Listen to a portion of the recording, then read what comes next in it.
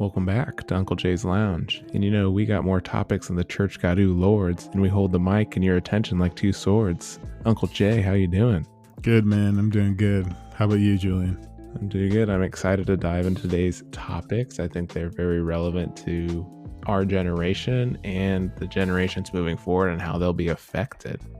Yeah, and just quickly to go backwards, did you say that the church had Zulu lords, or was I imagining things? I said we got more topics than the church got lords. Ooh, I don't know what lords is, but it must be a lot, but not as much as what we got. And talking about gotten a lot, Instagram, I think it's fair to start there. One of the biggest social media apps around the world, ever growing, hosted and held by parent company Facebook. Jordan, I know you're not on Instagram, so I just want to start with your thoughts on the platform. Well, I think it's done amazing things for people who have big butts and good ideas. I honestly, Instagram is probably one of the most forceful things that we've had in the last little bit, short of TikTok. And I also think it's a big reason that Facebook's killing it so hard. And being on the outside, sometimes I miss some of the kind of the fun and the excitement of looking at pictures of travel trips and everything like that. But yeah, man, I think I'm happy on the outside. The grass is greener, if you believe it or not. What do you think? It's been fascinating because Instagram's been around since we were in high school and steadily grown to be this dominant force. And when you look back at what it was when it originally started, essentially just being a photo editing app and a way to share photos, to ways that people are making millions of dollars using the platform, but also how Facebook and advertisers are making millions of dollars on the back end in a variety of ways, has shown the unique business growth that social media has taken in modern society.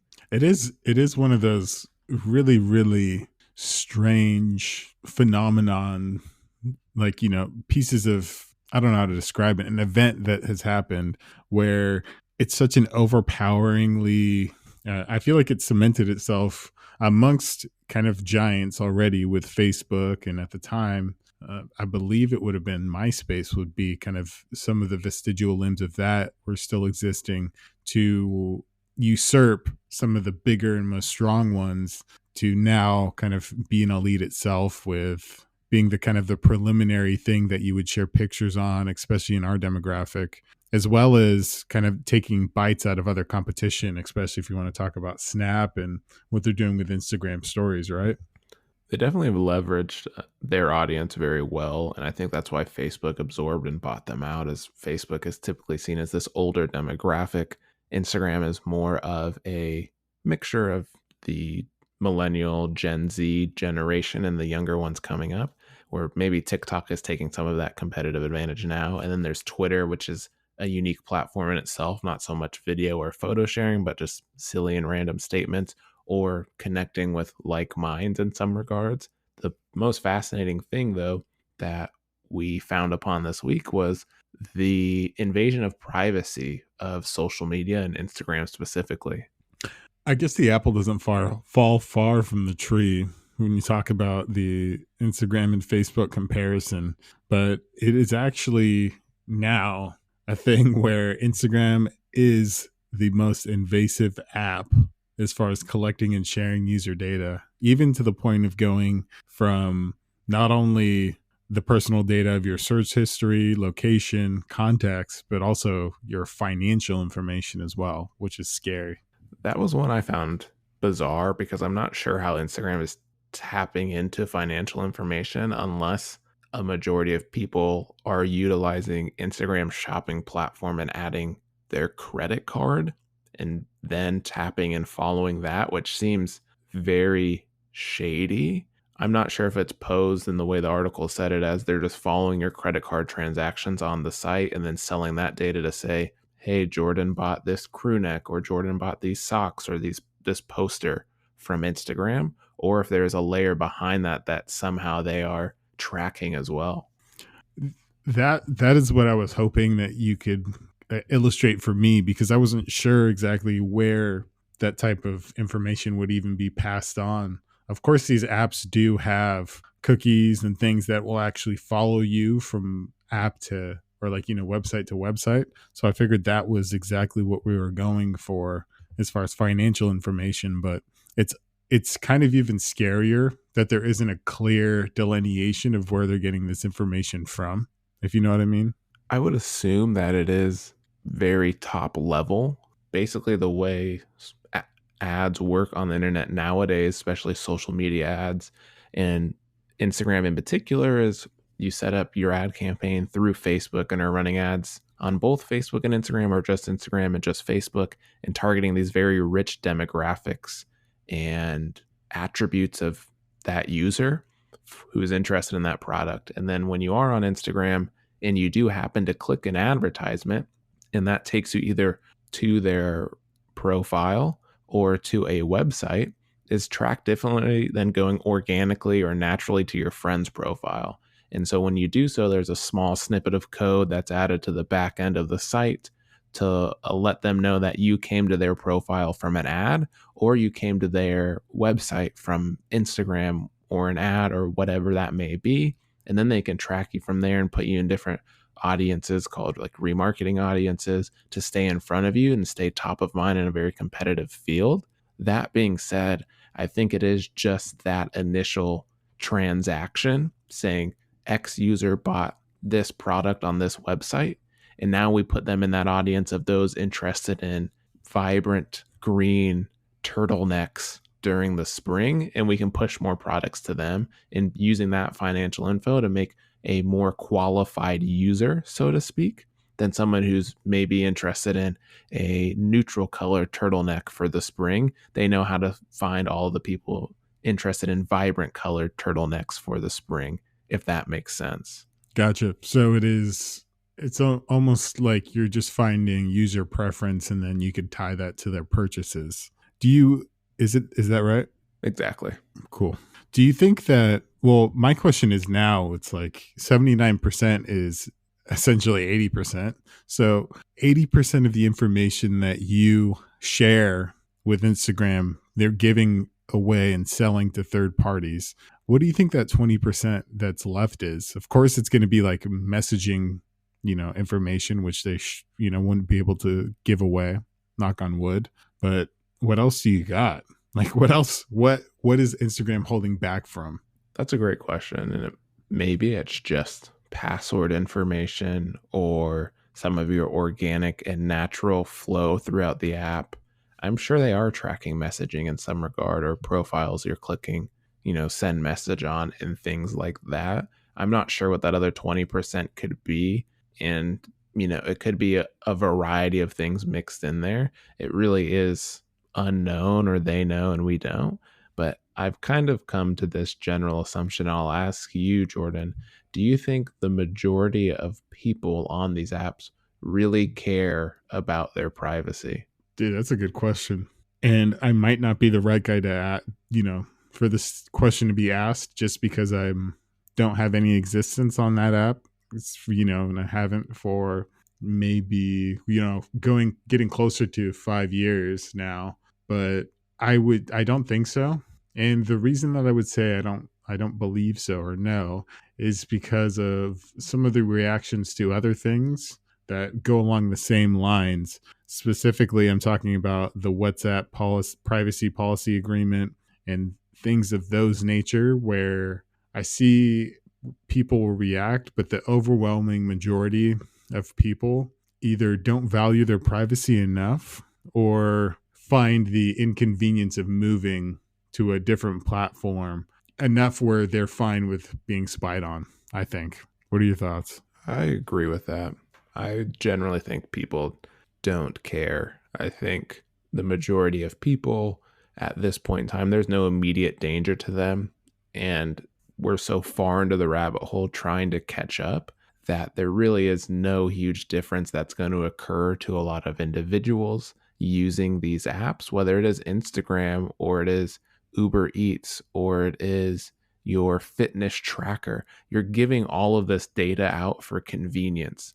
And a lot of the uproar, I believe, is more so for people who want something to look like they care about. So I think generally people don't care about this invasion of privacy. They just care about looking like they care about this invasion of privacy. I think it is a privilege thing. And I know that's a very strong statement, but it's pretty easy to say if you are worried about your privacy on a social media app, you can delete it.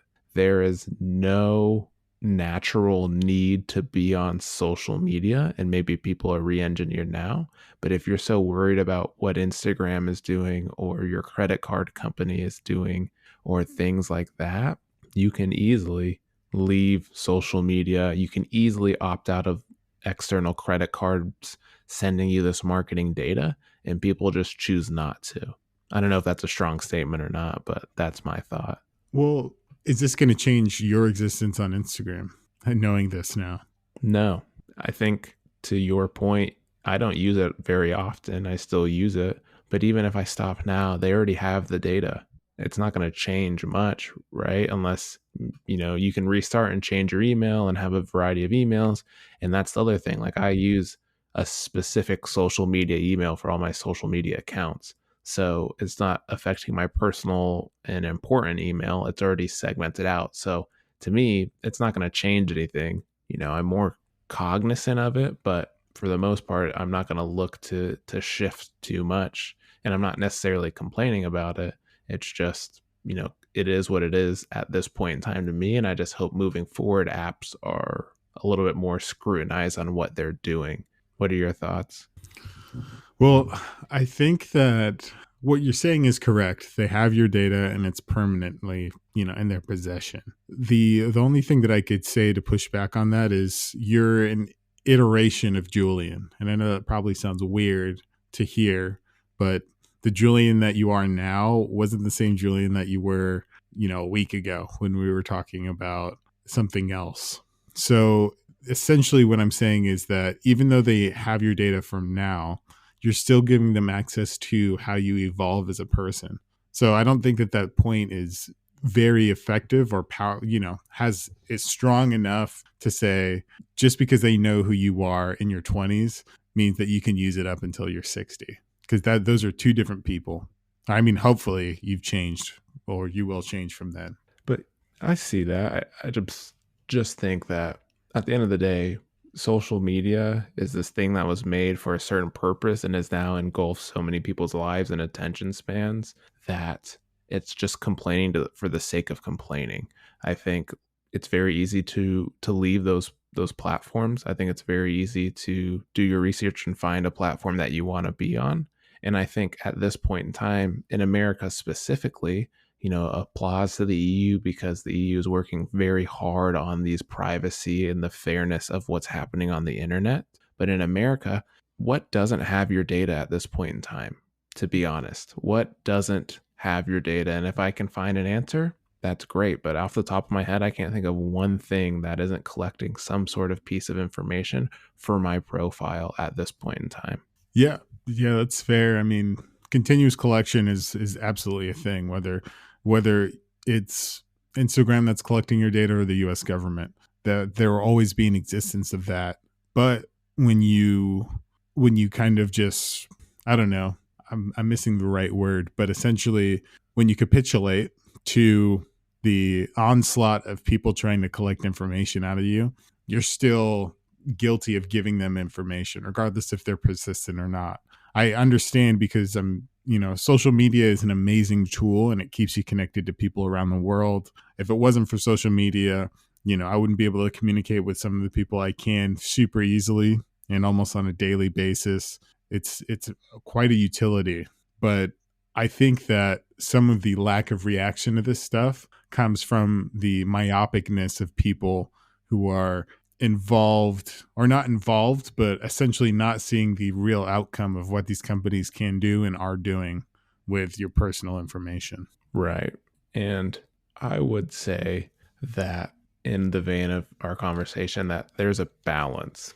And I think there is a lack of education of use of these platforms where, yes, they're going to be collecting data, but they're going to be collecting data that you give them. So if you are giving too much data, too much personal information, utilizing it for a variety of things that you could just simply go directly to a store or go through a private browser to do some of that more critical or in private stuff, then do so. But if you're doing and hosting all of that on Instagram or Facebook or Twitter or Reddit, those social apps for things that are inherently private to you, I think that's where a big problem is happening with this issue, is that a lot of people didn't know how this data was being utilized, and it sped up so quickly that they're finally starting to dig through and say, "Oh, I should have known about this earlier. This should have been disclosed when I first started the app, or how it was being utilized or made more prominent than this, 40-foot terms and conditions page," right? So I think there is a slight balance that's starting to happen now that people are catching up to and trying to prevent moving forward. However, I do think a lot of people are just going to go on doing what they do, even though there is a growing concern about privacy. I don't know if it'll ever be met head on in the way people would like. When I think people will really be concerned about the data that is being collected about them, when you start having likenesses of you created by these platforms. So, for instance, like Microsoft has a patent for actually recreating or essentially digesting your data from social media and messages and stuff like that, so that you can essentially talk to the dead. So, for instance, let's say I die and Julian, you obviously can't live without me. So you pay Microsoft a service for the service of taking all of my information and then hosting the podcast with you and then the machine learning version of me. Then I think I'd be worried about the shit that guy would say. I don't, I'd be concerned about the secrets that would be let out by that machine. The classic Black Mirror episode. Yeah, I think it's like in the first season where someone dies and then you can upgrade. Spoiler alert, sorry. You can upgrade from just getting text messages, then to like voicemails, then to like photo or video photos, and then all the way up to like just having a robot in your home. And it is, I mean, at that point, when it gets there, things have already gotten so dystopian and different that I think there will be a lot bigger concerns. And I think for some people that may be what they want, and for some people it may not. But I think with all data, it's all in how it's being utilized. I think there's a very clear lack of transparency, and it should be very easy to opt in or opt out of these audiences and these options for where your data is going, or being informed of where your data is going. That way, that decision still can be made on your end, and how convenient you want your digital experience to be and where you want your data to go. Because right now, you can't really opt in or opt out besides having the app or not having the app. And that's one of the biggest problems that people are incurring, is that they like the app, but they don't like where the data is going. And so if they could just use the app, and maybe it's a paid version, I mean, that's a business model right there. Pay us $2 a month and your data is safe, or you can select where your data goes, or use the free version and we have free control of your data. Dude, I'd be about that. That's legit. And I mean, it's kind of it's from an American perspective, right? The business of data, and that's kind of where it is to me, where you shouldn't have to pay for these sources, but the system's already been built to be there. And so this is the way to slightly alter and change it from there. And then someone else down the road will come out with an app and learn how to make money without having for you to pay for the platform. But, that's down the line, and a lot of things could change. Yeah. But right now, what we have is essentially Instagram is capitalizing on your likeness by selling who you are to other companies. So I guess do what you want with that information, and be careful on what you search and where you search it. Exactly. Greatest rule of thumb: share stuff you'd want to share with your friends and family. And if you look back in 10 minutes or 10 days and look at information and say, I shouldn't have shared that, then you can kind of get a barometer of what you should be putting out there, because everything attributes to your data nowadays. Big data is a big thing, and there's a lot of conversation around that. And a lot of big data is revolved around a lot of jobs, and a lot of these new tech jobs focusing on data are resulting in a lot of burnout. And that brings up the idea of a 4-day work week, which has come to being tested out in areas of Spain, uh, and other portions of the world to see how that affects their employees. So I can really get down. I mean, granted, I'm not saying anything revolutionary, but I can get down to the 4-day work week, especially knowing how. Julian, actually, do you know? I think we've talked about this together, but you know how the original 5-day work week came about? I don't know if we've talked about this.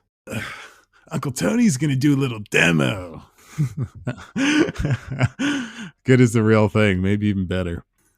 Essentially, the reason that we have a 5-day work week is because essentially we had a 1-day or 6-day work week, and this was around the Industrial Revolution era. And what happened was on Mondays, the Sunday would be the day, of course, for religious reasons. But on Mondays, everybody in the factory would be extremely hungover, which makes it a dangerous kind of working environment and them not being as effective. So what the shrewd businessmen decided, the factory owners, were, hey, so just go drink on Saturday, and so you can be productive during Monday. So that's how they got the extra day added on. And essentially that's just like one of the sneakiest things ever, because you have a problem with people being drunk because they're not getting enough proper time to do what they want. And so you just decrease their pay by a sixth, and then you have a 5-day work week, and they're more productive essentially. That's fascinating, and it makes me wonder as we start this 4-day work week conversation, is that always going to be the next question? Is if a 4-day work week works in 100, 250 years down the line, will the next question be a 3-day work week? Or will it be some sort of work schedule that appeases people in these jobs? I think that 4 days probably like a really good balance, and it also does a few really cool things. One, it has been noted to improve, the satisfaction of the people that work in companies. And not only, I think the really interesting thing here is not only is it happening with certain regions, like you said, Spain, Julian, and also Denmark has certain areas that it is participating in this, but also like really big companies. So Microsoft Japan, Shake Shack even have done 4-day work weeks, and Shopify and uh, Unilever in New Zealand. So that's really cool that it is kind of unilateral between corporation and legislative or governmental areas. But I think that it also spurs on the economy in the sense of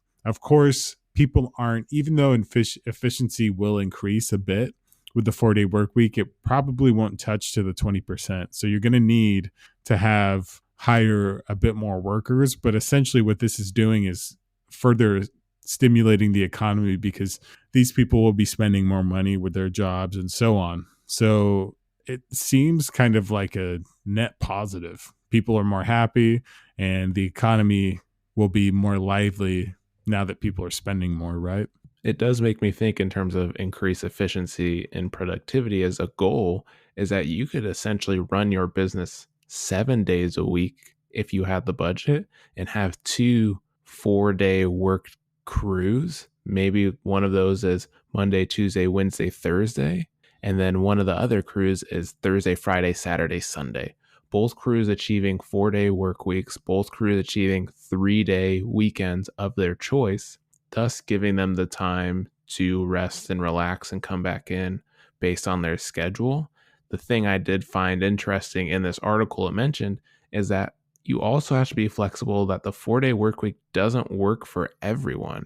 Whether you're increasing those shift times, you're working 4 10 or 4 11-hour days, 11 hours to incorporate that lunch, 1 hour lunch. If you are a parent or a single parent that time, those extra couple hours that it usually takes to make dinner or go to a sporting event, have now been absorbed by a couple of those work days that you may be missing out on, or more money in childcare on those certain days. Even though you are cutting out a whole day, it is an interesting perspective, and I understand it, because adding an extra 2 to 3 hours to a couple of your days could make it a little bit harder to work around.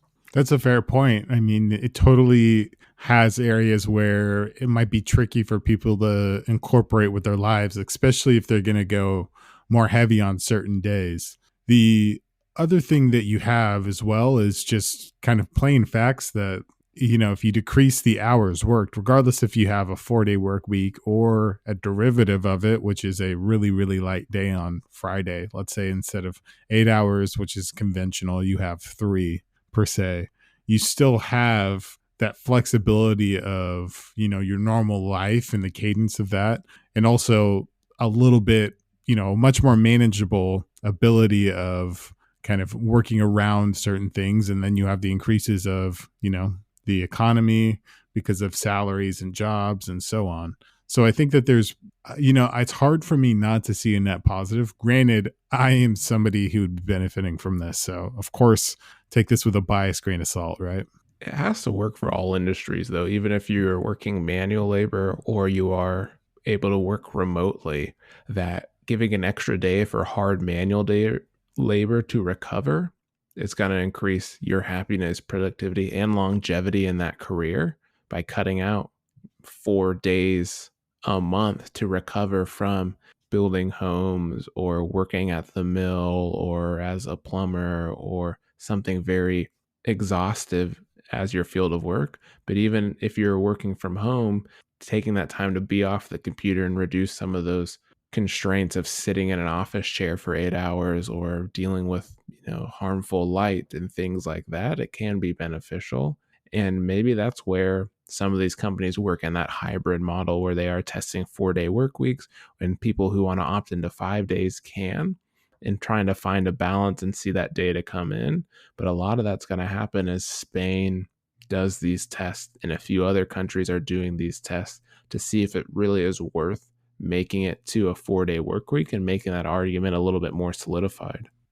Yeah, I think that it's a really, really interesting use case to see how Spain goes about this, and especially where you have so many different, like you said, industries and types of work to be done. I do believe though that it is one of those things that, like the 5-day week. I hope, you know what? I really hope that we haven't said 4-hour work week here, but if we had, apologies. But kind of like how the 5-day work week is not something that's legally, mandated at all. Granted, there's certain things like, full time work is considered 40 hours a week type of thing, so that might have to change. But I think just as medical professionals don't have a 5-day work week, they kind of fluctuate and flex. I think if it wasn't necessarily recommended or encroached on by the government, but almost the standard was a 4-day work week, then you still have that flexibility of industry. But I agree, there's so much longevity to be had as far as job goes and career wise. And of course, economic benefit from the offset of more people are working. Granted, the prices will be raised a little bit on certain goods because the cost of adding another salary will inevitably increase the production costs of things or services. But all in all, to have a 4-day work week, I think that's an easy sell, man. And the thing I found interesting too in there with that increased efficiency was talking about the argument for a 4-day work week coming from what we are doing now, and our workloads wherever you're working is so much more packed and busy than what it was 30 or 40 years ago in some regards, just because of the evolution of technology, learned obstacles, learned processes, and such, that maybe if you were working in a real estate office or an insurance salesman in 1960 and you were doing 20 20 calls a week or going door to door 20 times. Now you are doing 50 calls a day with emails and all these different meetings virtually happening and updating all of these content and being always connected to where you're jam packing a ton of work into these 8-hour days that is resulting in burnout and exhaustion in these 5-day work weeks. Now going into 4, maybe it relieves some of that exhaustion because we've packed so much in there, and maybe that does help, but we'll just see over time. Yeah, absolutely. I think that this is another small step or kind of exploration in us reclaiming uh, a little bit more of our lives outside of work life balance. More people are working remotely, which frees up opportunities for them to you know do more with their time off from work, even if they are working the same amount. So I'm excited about this, absolutely, and looking forward to see how things progress in the future. As do I, and we'll see how this test goes in Spain. As always, the articles are linked down below. We'll see how Spain does. We'll see how this Instagram and social media and the invasion of your privacy evolves, or if people become more educated and can make better decisions and better changes happen in legislation across the world for these types of industries. We'll find out, but it is great to be ahead of the curve, and that's why you tuned into Uncle Jay's Lounge to stay on top of things. With that being said, Jordan, if I had to ask you one question, would you rather have a 4-day work week or have access and privatize all of your data? Oh, dude, that's crazy.